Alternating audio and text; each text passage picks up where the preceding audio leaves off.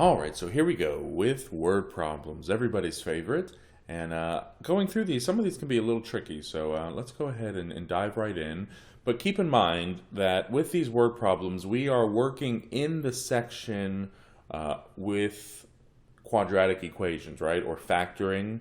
And so just be on the lookout that because we're in that section, that's kind of a clue as to how we're going to solve these. They're going to give us a word problem with information in it, and we are going to have to try to derive some sort of an equation, probably a quadratic equation, that then we are going to factor and take the solutions of that quadratic equation as being our answers. But let's go ahead and take a look here at 56. And 56 says, a room has an area of 294 square feet. One dimension is 7 feet more than the other. Find the dimensions of the room.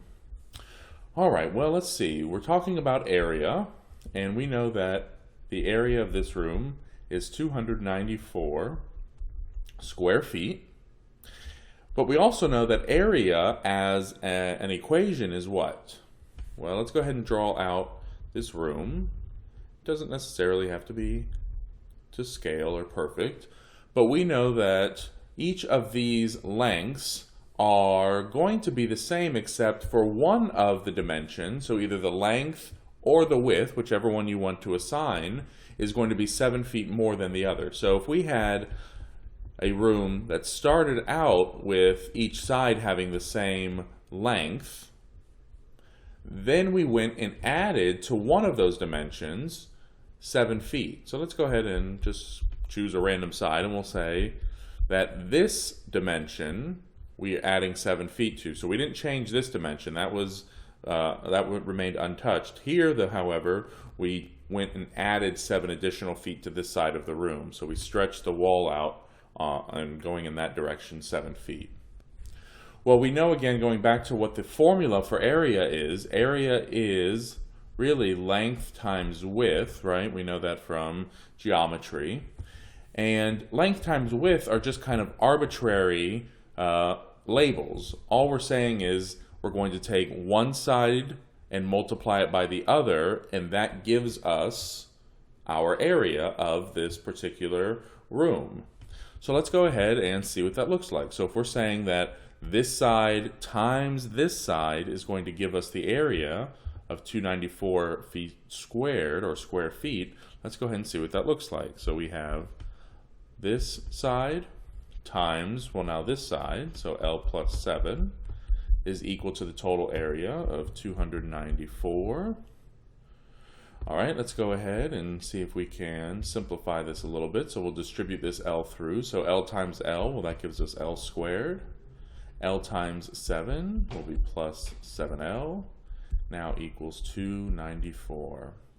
All right, well, it looks like we've got ourselves a quadratic equation, don't we? We have this squared here, quadratic. So let's go ahead and get all of our terms on one side and set the equation equal to 0. So we can go ahead and subtract 294 from both sides. That's going to leave us with L squared plus 7L minus 294 equals 0. All right, this is starting to look like those problems we've been working with in the last several videos. So now that we have all of our terms on one side, the equation is set equal to 0, let's go ahead and ask ourselves that first question. Is there a GCF here? No, I don't see one, so we're going to move on to question number 2. How many terms? Well, 1, 2, 3 terms. 3 terms tells us AC method, trial and error, or scissors. Let's go ahead and we could use scissors here, right? But again, notice that our coefficient in front of our squared term is 1. So we really don't have to go through all of those complex steps. All we're going to do is let's go ahead and set up 2 blank or empty sets of parentheses, still set to 0. And now we're looking for factors of 294 that subtract to give us positive 7. Well, we're working with L, so let's go ahead and split this L up into L and L. And now if you were going to, you could list all of those factors of 294, starting at 1, 294, and list them all the way through. And that would probably not be a bad idea on a test, just to go ahead and, just for accuracy's sake, go ahead and list your factors. But eventually you're going to get to the factors 14 and 21. So if you multiply 14 times 21 together, you will get 294. Can you get a positive 7 out of these numbers? Yes, you can. So if we had a 21, positive 21, minus a 14, we would get to a positive 7. So a plus 21, a minus 14, so plus 21, minus 14. Well, now we factored the left-hand side, haven't we? But we still really haven't answered the question yet. They want us to find the dimensions of the room. So why don't we go ahead and set each of these factors independently equal to 0 and solve.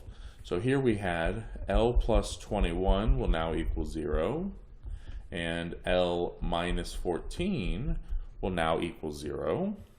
So if we subtract 21, we have L equals negative 21. And here on the right, if we add 14 and then add 14, we have L equals positive 14. All right, so we might have a little problem on our hands, right? So we're talking about the dimensions of a room. So we're talking about length, right? We're talking about distance. How far is one wall from another wall? Well, according to our calculations, one is positive, one is negative, but we can never have negative distance, right? I mean, if you're watching this in your bedroom and you look to see how far your two walls are apart, you know, the opposite sides of the room, well, you can't have negative distance. Can you imagine your two walls or walls being negative 21 feet apart? No. So because we got a negative number there and we're dealing with distance, right, dimensions of a room, distance, we're going to go ahead and drop that negative answer completely and ignore it. So that will not be one of the possibilities that we can use, leaving us with only the positive answer. So now when we come back over here, if we want to plug this number in to find the dimensions of the room, which is what we're being asked to do, well, if we plug in now here, L equals 14, so L equals 14.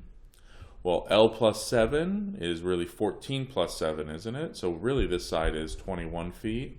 Here we have another L plus 7, also 14 plus 7, so 21 feet. And there are the dimensions of the room, 21 by 14, so 21 feet by 14 feet.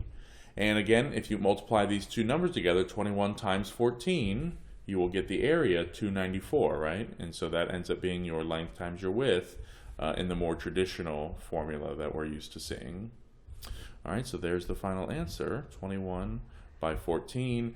And it's not picky in the sense that it wants you to designate 21 as being the length or 21 as being the width or anything like that. They just want the dimensions of the room, so the dimensions of the room are just 21 by 14.